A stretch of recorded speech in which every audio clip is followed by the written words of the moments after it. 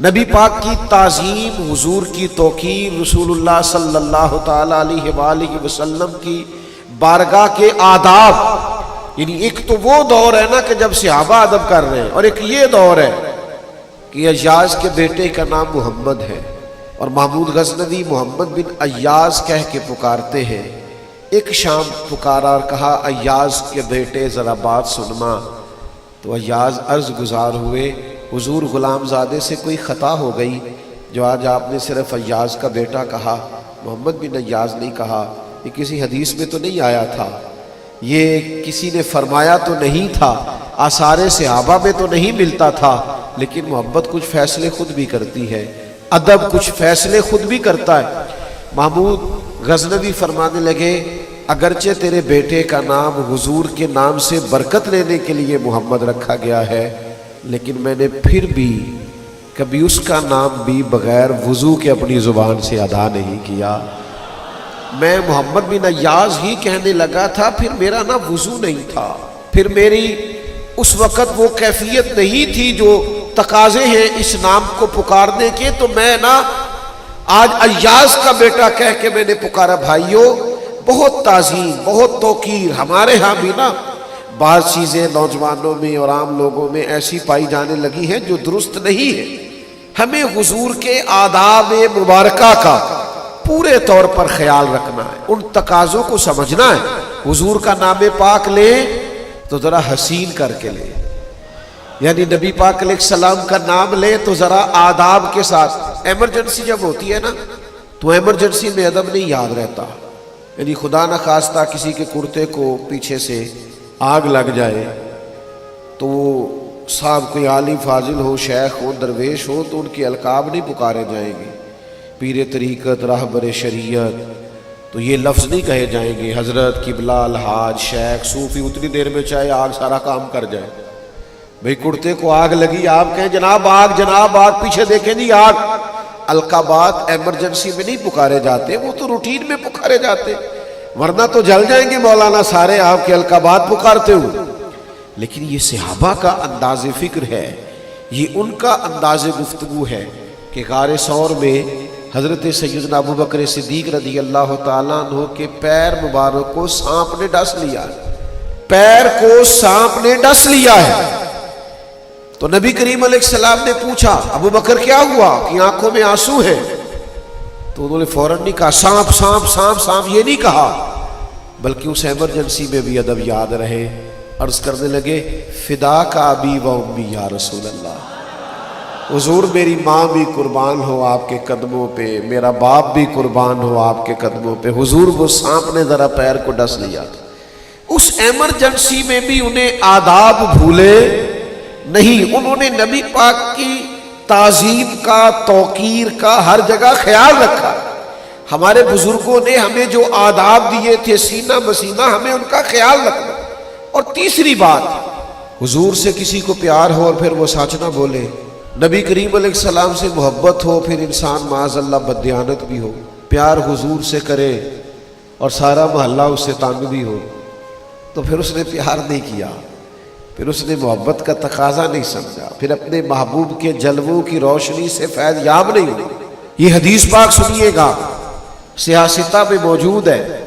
ایک جگہ پہ نبی پاک علیہ السلام نے وضو فرمایا تو صحابہ نبی پاک علیہ السلام کا بچا ہوا وضو کا پانی اپنے وجود پر ملنے لگے، تو اللہ کے پیارے حبیب علیہ السلام نے فرمایا تم یہ کام کیوں کر رہے ہو؟ سوال کیا، اگرچہ حضور جانتے کہ تقاضۂ محبت کی وجہ سے کر رہے ہیں، وارفتگی کی وجہ سے کر رہے ہیں، جو ان کا شوق ہے حضور کی غلامی کا، اس شوق نے انہیں مجبور کیا۔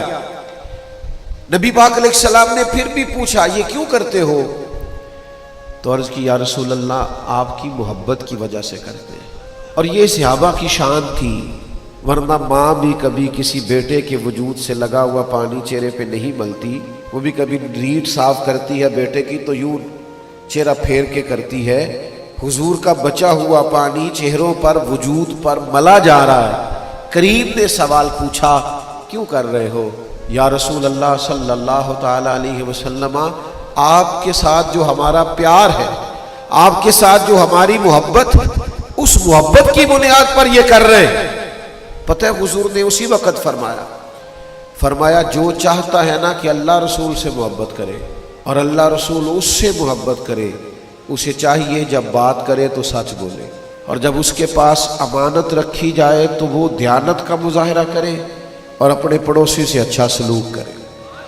یہ 3 علامات اپنے اندر پیدا کرے، یہ 3 باتیں اپنی طبیعت میں لائے تاکہ وہ اللہ رسول سے پیار کرے اور اللہ اور اس کا رسول اس سے پیار کرے۔ اگر زبانیں جھوٹ بھی بولتی ہو اور حضور کی محبت کے ترانے بھی پڑھتی ہو تو یہ تضاد ہوگا۔ اگر کوئی بددیانتی کا مظاہرہ بھی کرتا ہو اور ساتھ وہ اپنے سینے میں حضور کی محبت کا بھی تقاضا کرتا ہو تو لوگ کہیں گے یار یہ تیرا تضاد ہے، یہ بات درست نہیں ہے، تجھے عملاً بھی تو وہ ساری باتیں کرنی چاہیے نا جو محبت رسول کا تقاضا ہے۔ تو ایک تو اللہ رسول پر ایمان لائے، ہر بات کو مانے، دوسرا تعظیم کرے، تیسرا سچ بولے، جھوٹ سے بچے، اور چوتھا جو رب رسول سے پیار کرے نا اسے چاہیے کہ سادہ طرز زندگی اختیار کرے، اپنی طبیعت کو بہت زیادہ ملمہ سازی سے بچائے، اپنے آپ کو بہت زیادہ آسانیوں سے بچائے، طبعاً اور مزاجاً فقیر منش ہو۔ یہ حضور کی محبت کا تقاضا ہے۔ میں دلیل دوں گا اس پر کہ جو سادہ زندگی ہوتی ہے نا آسان بڑی ہوتی ہے۔ یہ جو زندگی ہوتی ہے نا فیشن والی اور پروٹوکول والی اور بڑی کرسیوں والی اور اگلی نشستوں والی اور بڑے اشتہارات والی اور تصویروں والی اور میں بھی ہوں اور میرا بھی نام ہے اور میں بڑا مشہور مولانا ہوں، تو یہ زندگی مشکل ہوتی ہے۔ یعنی نبی پاک علیہ السلام کو نا سادگی سے پیار ہے، حضور کو بندگی سے پیار ہے۔ نبی پاک صلی اللہ تعالیٰ علیہ وسلم اپنے چاہنے والوں کے سے یہ تقاضا کرتے کہ ان کا رہنا سہنا، ان کا کھانا پینا، ان کا ملنا، ان کا تعلقات کرنا یہ سادہ ہو، عام ہو، تکلفات سے بچے ہوئے ہو۔ ایک صحابی حاضر بارگاہ ہوئے اور عرض گزار ہوئے، یا رسول اللہ صلی اللہ تعالیٰ علیہ وسلم میں آپ سے بڑی محبت کرتا ہوں۔ تو حضور نے فرمایا سوچ کر کہو کیا کہہ رہے ہیں۔ نہ پھر عرض کی حضور آپ سے بڑا پیار ہے۔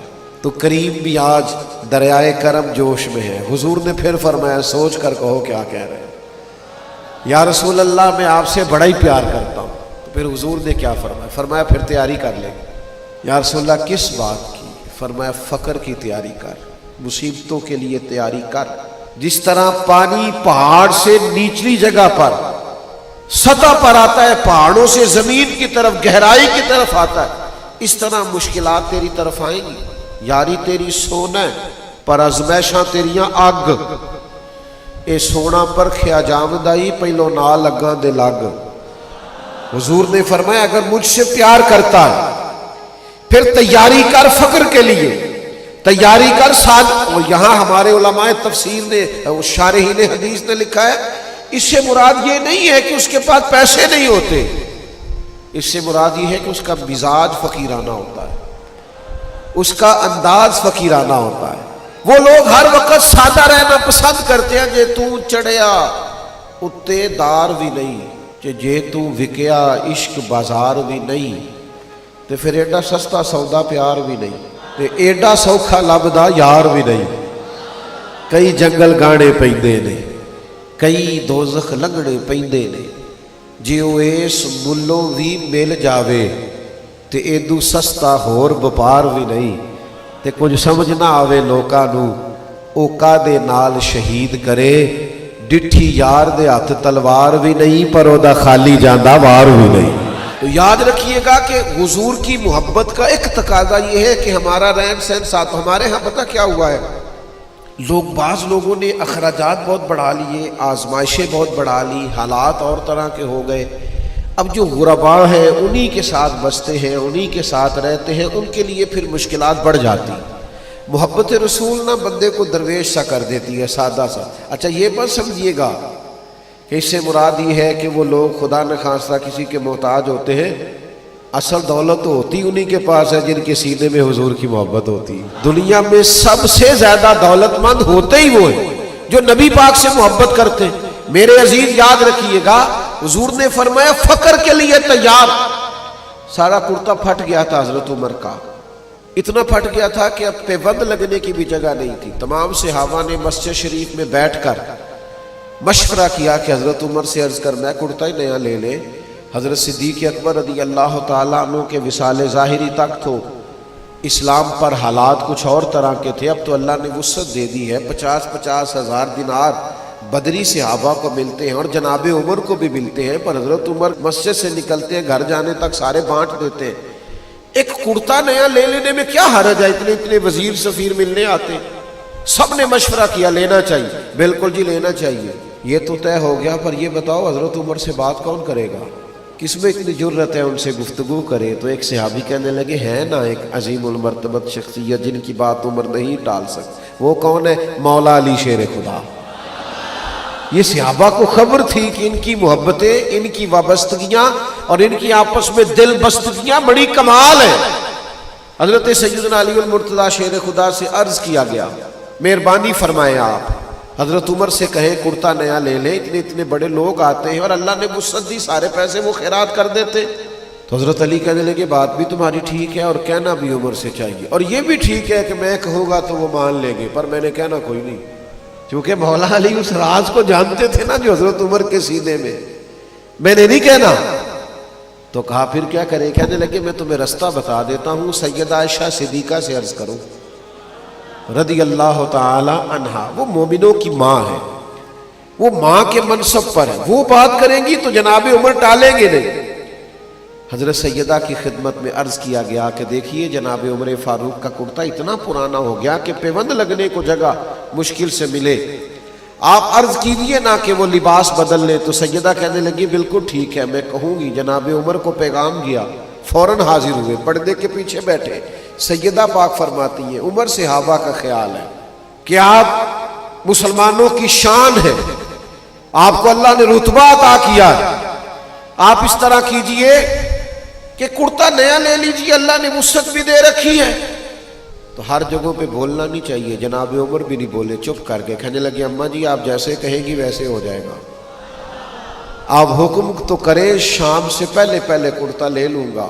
تو سیدہ عائشہ صدیقہ نے کہا ٹھیک ہے، لیکن عرض کرنے لگے مجھے ایک بات کہنے کی اجازت ہے، ایک بات عرض کر لوں؟ جناب عائشہ نے کہا فرمائیے امیر المومنین۔ تو جناب عمر فرمانے لگے اماں جی کہ جس حال میں آج ہوں نا، میں نبی پاک کے زمانے میں بھی اسی حال میں رہتا تھا، حضرت صدیق اکبر کے ساتھ بھی میں نے یوں ہی وقت گزارا ہے، ہمیں اسی طرح محبوب نے اسی حال میں چھوڑا، دل کرتا ہے، خواہش ہے اسی سادگی میں رہے، اسی عاجزی میں رہے، اسی فقر میں رہے جو فقر حجازی ہے، جو فقر محبوب کی پسند ہے، جو حضور کی چاہت ہے۔